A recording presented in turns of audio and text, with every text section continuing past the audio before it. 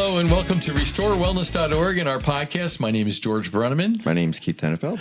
Hey, and last Sunday was the 5-year anniversary of the 15 days to flatten the curve. So I thought this would be a great time to talk about COVID from just all of the perspectives of what did it feel like when it was happening, what were the treatment evolution as we went through that. And then finally, I really think COVID's responsible for the huge health awakening, make America healthy again. All of that's an outcome of what we learned during COVID. Yeah. So let's go back in the Wayback Machine to 2019, 2020 when this all started. My reaction as an engineer, I was working from home, so getting shut out of the office wasn't a problem, but I started digging into all the data. And the first thing that was obvious is that this vaccine or this disease was engineered to kill old people, because if you looked at the statistics, most of the deaths were over the age of 70, a few under 60, between 60 and 70, nothing under the age of 45. And then as time evolved, those same statistics held, but you were seeing these outliers. Right. And then you start finding out stuff like, this person was killed in a car accident, but since they had COVID, they were listed as a COVID death. So in the beginning, the two big things were just the reaction to COVID and this weird thing that in the beginning was called Wuhan flu, but then suddenly that was racist and we can't say it's Wuhan. Yeah. And, oh, by the way, it didn't come from the lab. It came from bats in a wet market. Right. And so the early on reactions just seemed to make no sense at all.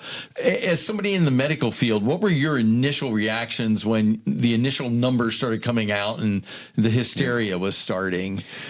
Well, I think, as a medical provider, you're kind of stuck in between two different, places. You're stuck in this doesn't feel right. At the same time, you got people coming in the door really, really sick. You got some people who are saying COVID doesn't exist. And then I'm saying, well, then what is this coming through the door? And so there was a lot of toss up. And at that point in time, I had to kind of just throw the chatter behind me and start digging into the research to find out, what do we need to do to overcome this illness? And obviously masks, that wasn't making sense. We knew way in the beginning that the simple face masks that people were wearing were not doing them any good. And we were rolling our eyes as people were coming in and going, oh, I got to get my mask on. Now, the N95s, from a medical standpoint, it made sense, as long as you were wearing them right. If you're worried about spit. Or fluids. Right. Or an unknown, I guess you could say it reduced if someone's talking, we're always spitting when we're talking. So, you might have been reducing that. But if that was the case, no one would have got it then, right? Because we were, especially in the medical world. So, and I think there's so much, that's a great opportunity to be able to say, what was the science that we were using, the medical research that said, hey, this will work or this will not work, such as social distancing. Well, and social distancing and masking were the two really big red flags for me. I mean, first of all, masking, a virus is nanometers wide, 10 to the minus ninth distance.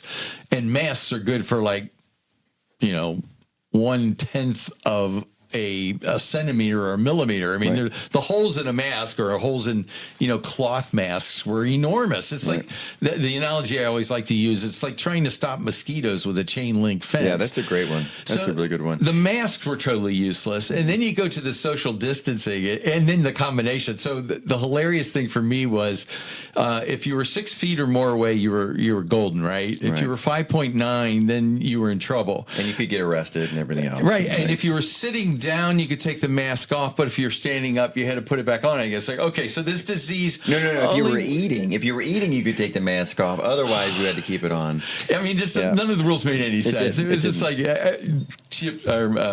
Kip's in the room laughing. Looking back now, it was just ludicrous. Some of these things they were talking about, and I at the time I was working for a video AI company, and I developed an app that would keep track of how far apart people were. Oh, wow. And we tested it at a restaurant. So if you looked up at the monitor, you had this circle on you, and if the circle was green, you were more than 6 feet away. And if it turned yellow, you were getting too close. Oh, but I mean, that's how crazy it got, right? And the other aspect, too, is you'll be outside at a sporting event, and you're sitting, they put these little X's on the bleachers, and you're like, okay, you got to sit on that bleacher. I'm like, where can my wife sit? Does she have to sit on that X over there, or what are we doing here? And then it's so funny because you're out in the air now. You got with the ultraviolet light killing everything. And then, but we still got a social distance. This is really making sense. Yeah. And then just remember, it was a presidential year, and so the rallies for Biden, they got these hula hoops set, two yards apart, and they could barely fill those. It was just, there was so much going on that just really highlighted the fact that they didn't know what they were talking about. They were definitely lying to you. And why wouldn't they admit, like, hey, this is new to us. We're going to be trying this. This is all put out some of the humility to this, lack of really understanding of something this emerging. We have never seen a pandemic in our lifetime like this. I really think about it. And so these scientists were all acting like they knew what the hell they were doing, but honestly, they didn't. We all were, grabbing at our boots and figuring out how to go through this. And if you think of it more as a social experiment as opposed to a medical issue, I think the downfall to everyone was the fact that we did what we were told that first 15 days. Mm-hmm. I think nobody in power really thought we were going to do it. And to some extent, the west side of Cincinnati versus the east side of Cincinnati. You drove around on the west side, there were very few masks.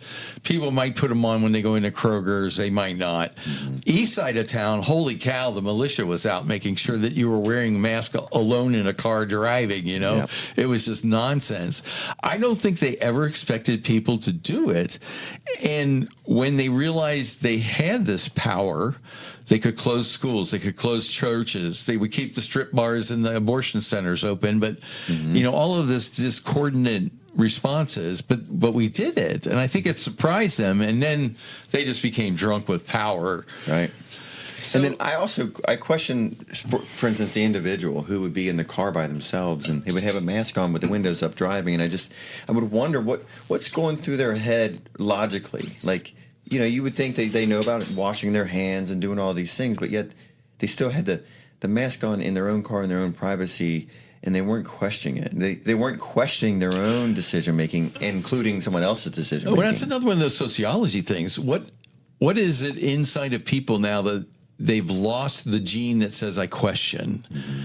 If you had told my father he had to stay away from church and stay at home for 15 days, you would have got a stream of expletives. I mean, there's no way he would have done that. I remember them talking about a social experiment where they took 3 people that were known, actors, and then the 4th person, and they talked about a line being curved or straight.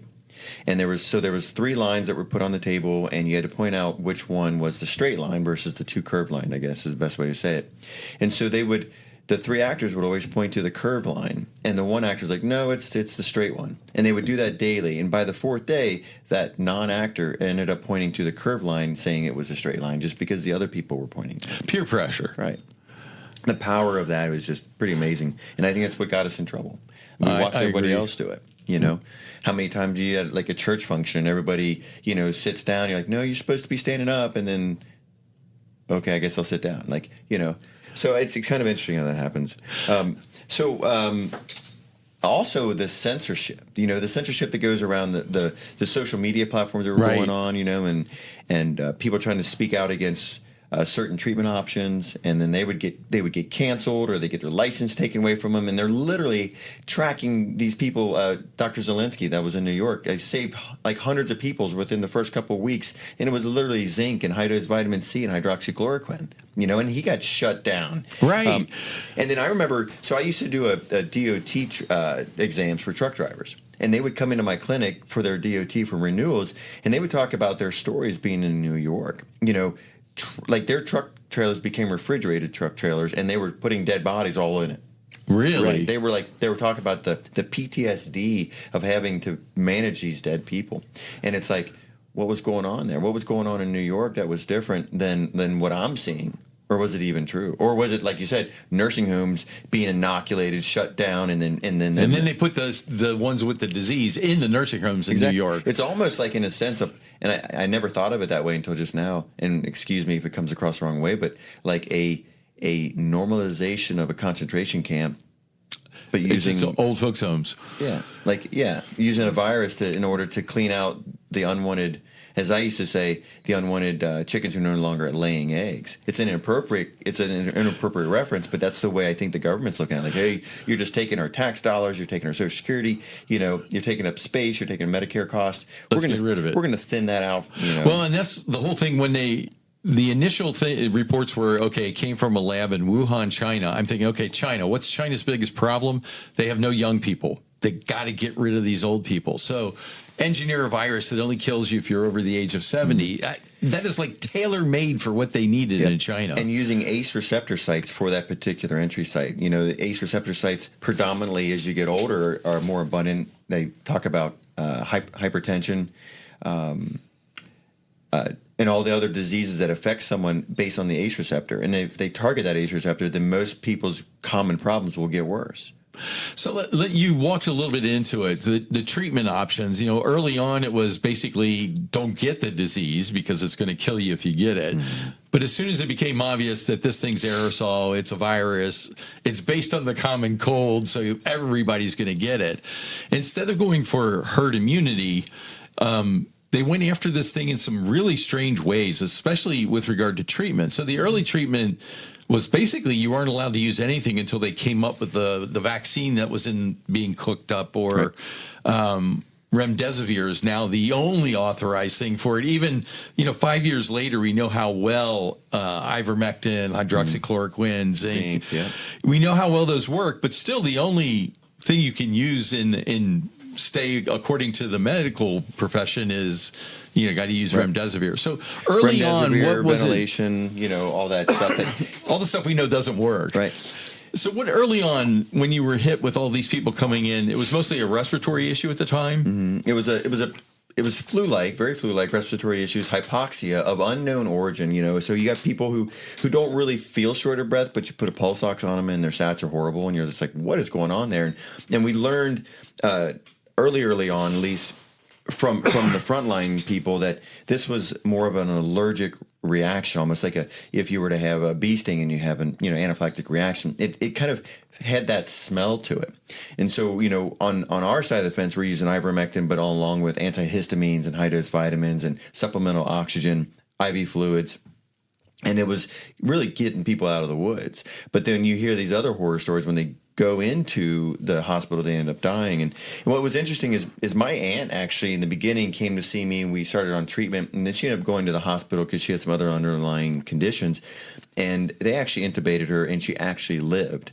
And then, which was interesting, was that then Christ monopolized on that, called the news, interviewed her, social. I mean, I remember. So the one person that was helped by getting on a respirator is the one they showed. The 99 that died because of it, they didn't show. But what they don't know is that she received probably a week of ivermectin before she had to go to the hospital. So and I think that was probably one of the things they didn't talk to her about, or why they didn't talk to her about the news. Like, hey, wait a minute, maybe this person lived and got off the ventilator because she did receive ivermectin in the beginning.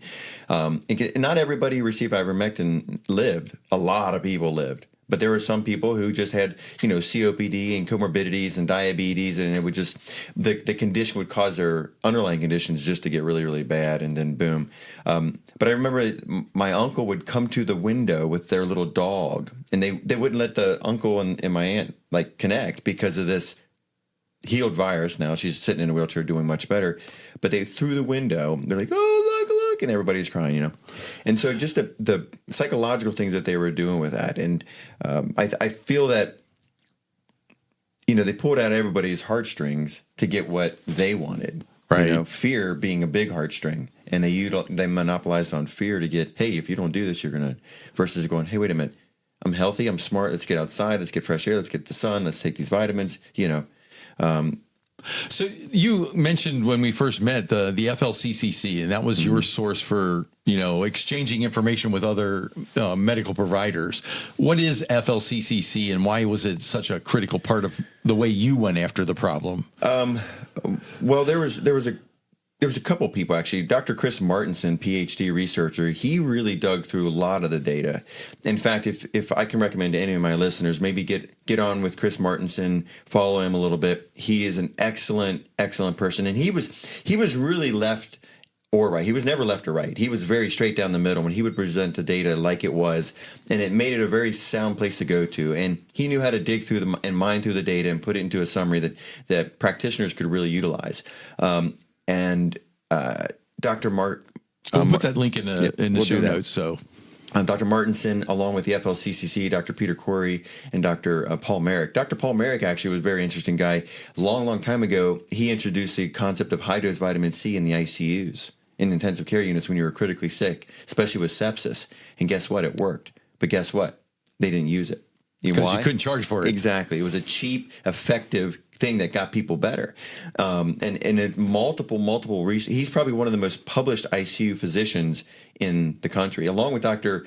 Peter McCullough, who is one of the most documented cardiologists. And they're all on the same page saying, hey, we need to do these treatments. This is not that complicated. Let's stop killing people with things that cause kidney failure and liver failure, like remdesivir.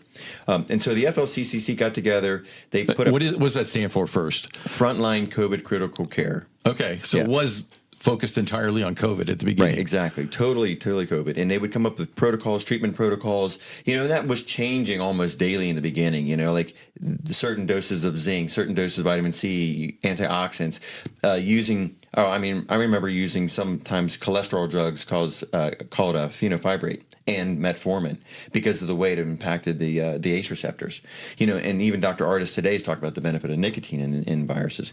And that's a whole other topic. But I believe that with FLCCC, Dr. Chris Martinson, and other liked physicians around the country and around the world, like Dr. Zelensky, there was another one, Dr. Bowen, that were standing up against even these hospital organizations, putting their license on the line, getting news at the front door of the hospitals as they're getting kicked out of that hospital, and then they're talking about what's going on, the outrages. Right. And so there was, I am just, with my utmost respect for these people who put their license and their livelihoods on the line to say, listen, they're getting it wrong and we need to fix this. Listen up.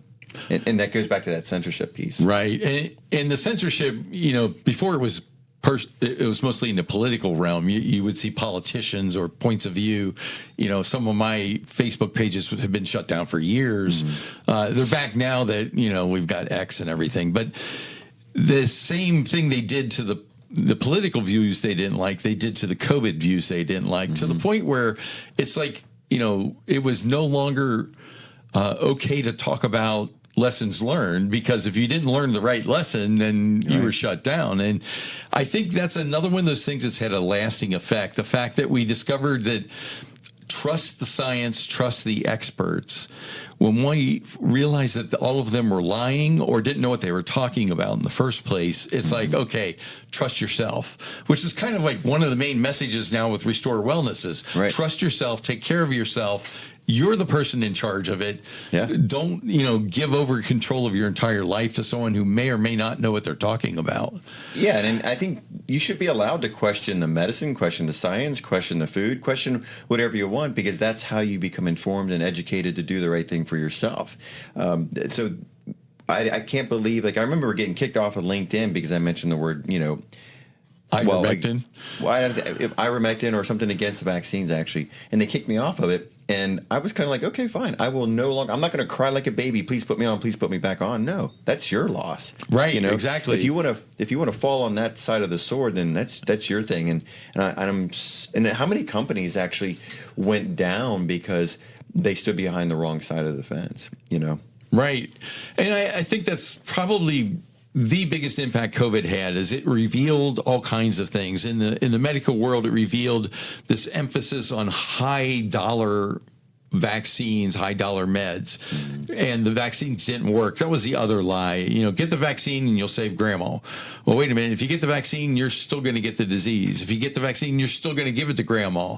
It's like, well, then why am I taking this thing? When people were coming into the office all the time saying that they had received the vaccine and they got COVID, and then I would also hear things, my neighbor got the vaccine and they died. I mean, over and over and over, these stories were coming in of these people just having sudden death. Waking up dead, and I'm like, yeah, that's probably not a good. Yeah, it's and it was really, really, really obvious, but nobody was talking about those deaths. And like you said, they were taking the vaccinated deaths and turning them into COVID deaths. over and over and over again. And if you died in the hospital during COVID and you didn't even have COVID, you were considered a COVID death. Wow. And let's just take a little bit of a side trip along to mRNA. Mm-hmm. So when I first looked at what they were doing with mRNA, I'm like, okay, this gene therapy, which is what it really is, makes sense for lifelong problems or missing, problems with your existing DNA. Mm-hmm. But they were using mRNA is basically a way to teach the DNA in your body to produce something it wasn't meant to produce, mm-hmm. by basically reprogramming the cells. As a computer person, that's how I think about everything is programming. But so mRNA went in and reprogrammed your DNA. That sounds just so totally dangerous. Oh, they first said, okay, it only lasts for a little bit of time. Mm-hmm. Well, no, now we're 5 years later, and you can still see people producing spike proteins. Then it was, well, it's only going to work in the small area where they give you the injection. Well, no, now we're finding it in the brain, in the heart, and all these other places. And the reproductive organs, yeah. So mRNA, is it something that should be used as a substitute for a vaccine? No, I don't think we should be playing it that way. And I really honestly think I think we should leave it out of the genetic code. I think it should be a passive immunity, letting your T cells maybe do something like it normally does. A traditional vaccine where you're given a half-dead virus. If you're going to be getting it. And also, don't include a bunch of junk in that vaccine, the aluminums and the mercuries to carry it and whatever other excuses they want to put in that, shot. So we have to, I feel like we're obligated to say we're not anti-vaccine. We may be anti-mRNA. I know I am. That just makes no sense to me as a human being. And I am anti-vaccine to certain degrees. I'm anti-vaccine doing multiple vaccines at the same time. I think that's probably going to a brand new infant. Right, to confuse the immune system. Stop giving vaccines that they have a very, very low risk of getting anything like hepatitis B when you're younger. Unless you're like, around a bunch of IV needles and stuff like that, the odds of you having a hepatitis B issue, and they're giving some of these STD vaccines early on in life. Like, oh, wait a minute, it's just because you never know what your kid's going to do. It's my kid. I can make that decision, right? Wow. So I think, and that's the other thing too, is using fear mongering or getting kicked out of a practice because you choose to not vaccinate or to delay vaccines. Oh, sorry, we're going to have to push you out of our pediatric office and you won't have a doctor, so bye-bye. And the moms, that's fear again. Mom's like, no, wait. You're sticking with that. Right, this is my child and I need to make sure they have access to medical care. Okay, that's completely unethical.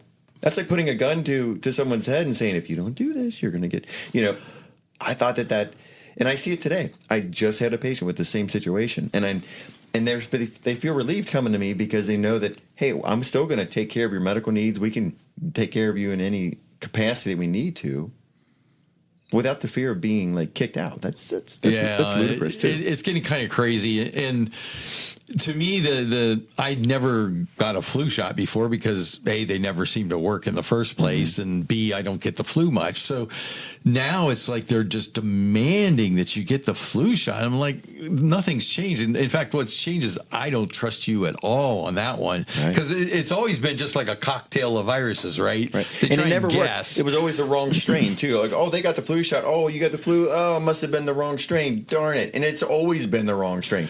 What's interesting is during COVID, people were not going to see their doctors. And so therefore they weren't getting other treatments or updates or maintenance, colonoscopies, mammograms, and they felt that the cancer risk would skyrocket because people weren't getting these screenings. Right. And I really haven't followed the data much. I should. But what I found to be interesting was that people were not getting their flu shot. And there was a year or two that the flu curve was dead. There was nothing going on. No one died from the flu, basically, And so what was the correlation? They say correlatal therapy or correlatal research is poor, but it's pretty solid. If the flu shots weren't being given and no one got the flu, oh, it was social isolating. Oh no, because then how did people get COVID, right? And so very interesting. And I think if I was to be one of those people who were trying to depopulate the older population, I bet you they were going, oh, we didn't anticipate that, because they wanted COVID deaths and they wanted flu deaths. Right, but they weren't getting the flu deaths, so it was kind of like a wash. Their experiment was literally a wash. Like, oh, wait a minute, we're going to dump COVID into the world and kill these people, and then you put flu in there, and oh man, all these people are going to be dead. No, COVID killed people. No, the flu didn't. Well, and even then, the COVID killed people. Again, I say if you go and look at the data now, if you were under the age of 55, if Right. you had some other issue if you died from COVID. It was more like you died with COVID. You know, I can agree with that. I think that there's a lot of skewing of age data deaths, right? But when I was working out in Batesville, there's the Batesville Casket Company, and a lot of employees were coming to us for illnesses or whatever. And they said that they were busy. You know, the Batesville casket place were busy, right? And so I think that there was something to that. There was some form of increased deaths, and I'm sure they were all in the elderly populations. Or now we got vaccines, right? And vaccines are getting dumped out, and people were dying from that, and we didn't know what the hell that was. Including athletes that are in peak condition are dying. Right. Exactly. And was that DeMar Hamlin? Right? Yeah. The Buffalo Bills against the Bengals that time when he got stuck in the chest or hit in the chest. Well, sorry, stuck and then hit in the chest and then went down. You know, they tried to medically explain cardiac tamponade, which can and can't. Your timing had to be so precision to have hit it right when it was in on the relaxation phase during a heart that's tachycardic and whatever have you. And so me being a cardiology background, I knew like that's not going to happen like the way they say it does. And unless you're already inflamed. If your myocardium is already inflamed, that's going to most likely happen. Which is the side effect of that mRNA. Exactly. So let's talk a little bit about fast forward to today. COVID's taught us so many lessons about healthcare, about the school systems, because parents were suddenly exposed to what was going on in the schools and they were shocked. Let's fast forward to today. You're hearing a couple of things. We're talking about bird flu in chickens, and we're talking about measles. Now, let's go one at a time. The bird flu, they're now trying to react to it by saying, we can create an mRNA vaccine for birds. And I'm like, wow, if it's killing humans this way, what's it going to do to the bird population? So is bird flu really any threat to humans? Well, currently it's not, but they, want to talk about a so-and-so from Cambodia just got the bird flu and died. And I'm like, well, they're from Cambodia. There's probably a lot of other things that could probably kill you too. Right. But they want to put the news out there on that. Listening to you talk, and I thought for a moment, isn't that interesting, bird flu, vaccinating the birds, cleaning out the other birds, having to kill those. But what's one of the most important protein? Where do they find their proteins when they're making vaccines? Egg protein. Isn't that interesting? What if they're vaccinating birds? This is a conspiracy theory. Vaccinating birds, and then the vaccines using their egg production as little, protein vaccines. There, like your egg, there's your vaccine. Yeah, I went down the rabbit hole of can mRNA vaccines in the food supply get to you? And they're saying there's no chance of it. I don't know. And that's the problem. We're also skeptical. Oh, let me talk about this kind of interesting find. A while ago, probably back in 2022, we learned about nanoparticles found in the mRNA vaccines, right? And so I typed in, for conspiracy theory purposes, nanotechnology and Bill Gates. And wouldn't you know it, that he had basically a company of nanotechnology. It was across the country, or across the world in another country. And he was owned the company. He had actual nanotechnology, particle, whatever company. And then I started talking about it to people. And then probably about a month later, you could not find that website. You could not find that he owned it. Right. And then at the same time I was doing that nanotechnology Bill Gates connection, I looked up nanotechnology, viruses, and electromagnetic information. And sure enough, there was multiple documented researches that they would use nanotechnology, they would put it into a virus, and they would give it to a person. That virus would not do anything with that nanotechnology until it was exposed to electromagnetic field. And then it would activate and then do whatever the nanotechnology wanted it to do, into the body. Basically, the nanotechnology became activated around a cell phone. Oh, wow. And you got 5G towers. I'm not trying to be conspiracy theory. I just know that there's so much research that's coming out about nanotechnology and the impression of electromagnetic field on people.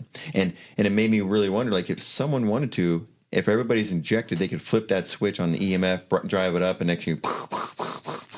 Yeah, that's a rabbit hole I really don't want to go through. And feel free to erase that from the podcast when you go to edit it. Don't do that.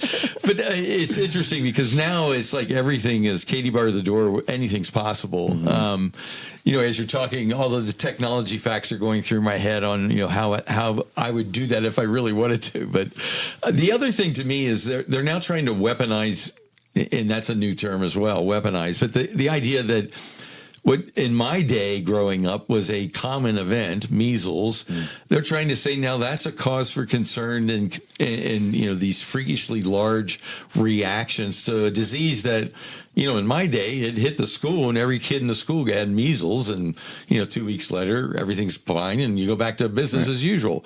Is there something different about measles from, the 1960s versus today?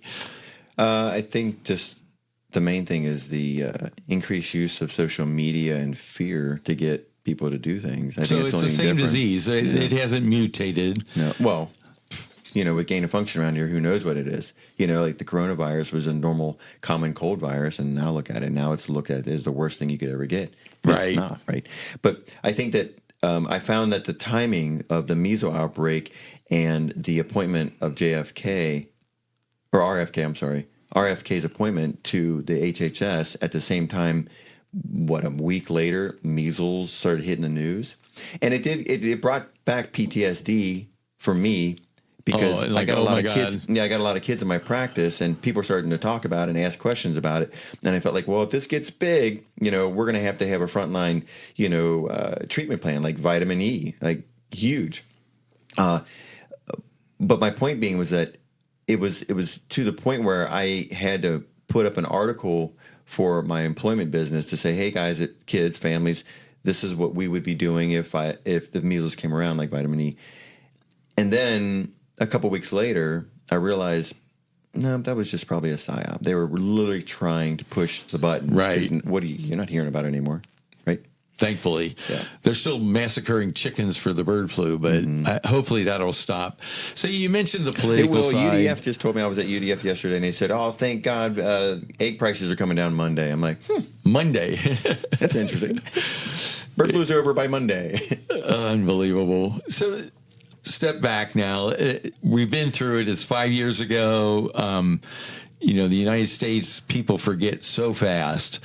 What are the lessons learned for the next time? Is it that we should all try and get ourselves into better condition? Because part of the issue with COVID was if you had any existing problem, it magnified it. Yeah. So is one of the takeaways we really should be focused on personal health, personal wellness, what you can do as an individual so that if you do get hit with one of these gain of function problems, the fact that you have no pre-existing conditions means you're going to be more resilient. Is that? Yeah, I agree. Is that a plan of attack for the next time? Yeah, I mean that's probably one of the most positive things that came out of COVID was people realizing, hey, if I stay healthy and if I maintain my health, I most likely will not get sick from future pandemics. Right? Everybody's thinking about how can I defend myself better the next time because we got assaulted. Basically, right? And so now everybody's trying to think, how can I do this? And I think it's probably one of the biggest drivers that's bringing people to wellness, the wellness side of medicine instead of the illness side of medicine. Chris Martinson, like I mentioned earlier, he was big on taming the terrain, like make sure that your terrain is optimized, and that's proper sleep, proper hydration, proper diet, proper exercise. And I do believe that. In fact, a lot of the conditions and signs and symptoms of patients' complaints when they first come to see me improved dramatically just by doing the simple basic things because the body heals itself. Right. I'm not going to get in on the cellular level and try to fix that piece. No, let me just fix the common things and the body will do the magic. And so I think that's one of the most wonderful things that came out of COVID. Another positive thing that came out of COVID was to literally start asking the right questions and don't take no for an answer per se. Like, push the data. And with the internet, go use the data. With AI, go use the information so that you can come informed to your physician's office with the proper information. And then hopefully find a physician that you can have, or any practitioner, a good conversation with so that you know that you're walking away feeling that that person's in your corner. You don't need to just pick any doctor anymore. You can pick the right ones, right? And I hope that doctors and nurse practitioners get on board with this same information. I hope that we begin to say, hey, we all need to learn here. We all need to pick up, information from each other, from good sources, go through the data. I heard someone say that it doesn't have to be scientific based. It should be evidence based. And where does evidence come from? Evidence can come from what you see in front of you. The evidence that I see when I treated this patient gave me the evidence I needed to continue this particular treatment. It doesn't need to have, 10 years of data and research in order for us to believe it. And that was kind of another ironic thing, right? The vaccines came out with minimal evidence, minimal data. And no testing. Right, and it became the new gold standard. I have this funny picture in my office. It's got two mice, and one mice says to the other mice, or mouse, hey, are you going to get vaccinated? And the other mouse says, are you kidding? They haven't completed the human trials yet. Exactly. And we'll end on that one because that's just such a great visual. I'll have to find that cartoon and post that. Yeah, that'd be good. But the idea is, as we're talking about what you can do for the future, it's the same analogy of the reason people conceal carry downtown is because you want to be prepared if something happens to you downtown. If you want to be prepared medically, well, maybe the equivalent is I got to get my body in as best shape as I can, so that if something comes at me from the side, I have a defense built up that'll do me good. And I think, what about this? You put a population of people that are all getting healthy. Every endocrine system is working, and next you're more optimistic. And then the society becomes more optimistic. They become more awake, more alert, more maybe even in union and communion with each other to see the profound effects what that could do for our future as a human race. Instead of being, ill. You know what I mean? So if the flock starts heading toward better health, maybe the people on the side of the flock will join in. I like that. Yeah. Well, let's end with that. So you can get more information on our website, restorewellness.org. Send us an email at info@restorewellness.org, or send us a text or phone call, 513-400-4228. Thank you for joining in. We'll put information on the website. Yep. Join us on X. That's where we stick our best stream of information, and hope to see you soon. Bye now.